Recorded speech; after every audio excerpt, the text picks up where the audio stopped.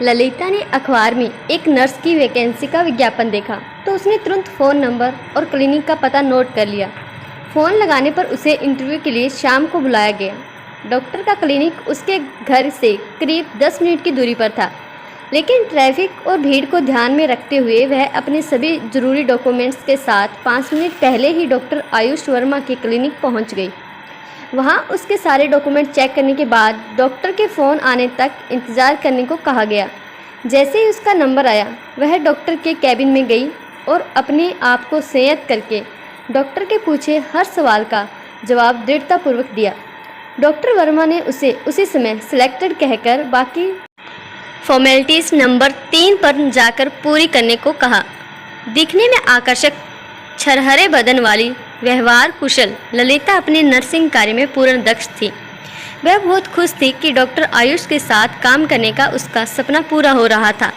वह समय से पहले ही क्लिनिक पहुंच जाती और 8 घंटे की ड्यूटी पूरी करके घर चली आती थी। क्लिनिक के साथ ही एक बड़ा नर्सिंग होम भी था जहां मरीजों की देखभाल होती थी। ललिता की जब भी वहां ड्यूटी होती तो सभी मरीज बहुत खुश हो जाते थे।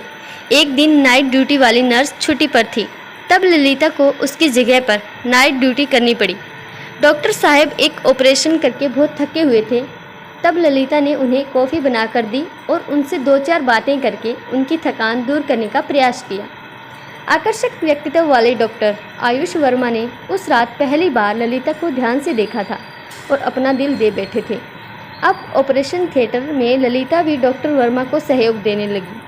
कभी कभी तो दोनों साथ ही घर जाते थे। एक दिन अवसर देखकर डॉक्टर आयुष ने अपने मन की बात ललिता से कह दी, जिसे ललिता ने मुस्कुराकर स्वीकार भी कर लिया। जब आयुष ने विवाह करने की बात कही तो ललिता ने कुछ जिम्मेदारियां हैं उसके बाद कहकर उस वक्त टाल दिया। एक दिन ललिता 5 वर्षीय एक बच्चे के साथ ड्यूटी पर आई तो सभी सहकर्मियों ने कई सवाल किए।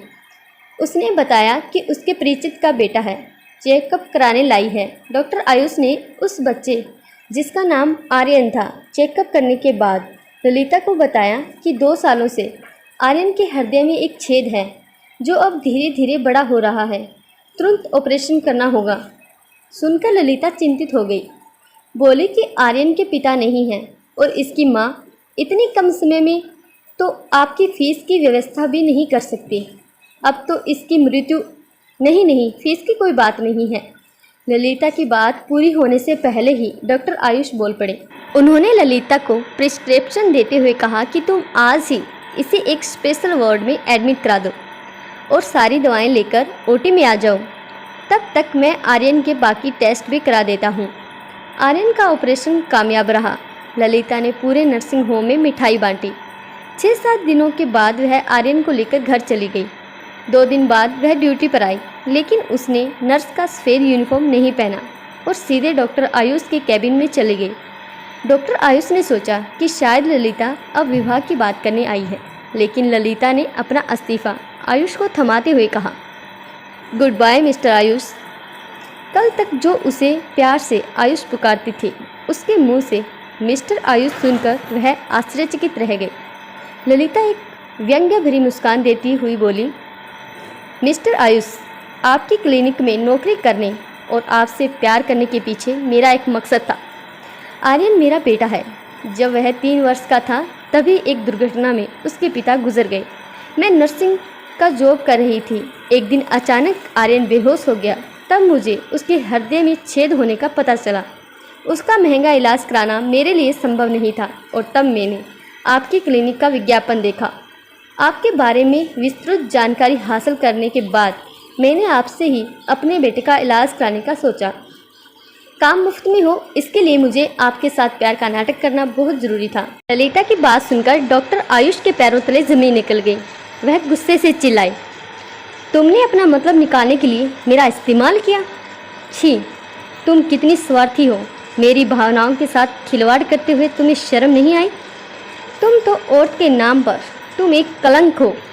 हाँ, मैं कलंक हूँ, स्वार्थी हूँ। अपने बच्चे की जीवन रक्षा के लिए तो एक माँ बड़े से बड़े तूफान से भी टकरा जाती है, यहाँ तक कि यमराज से भी भिड़ जाती है।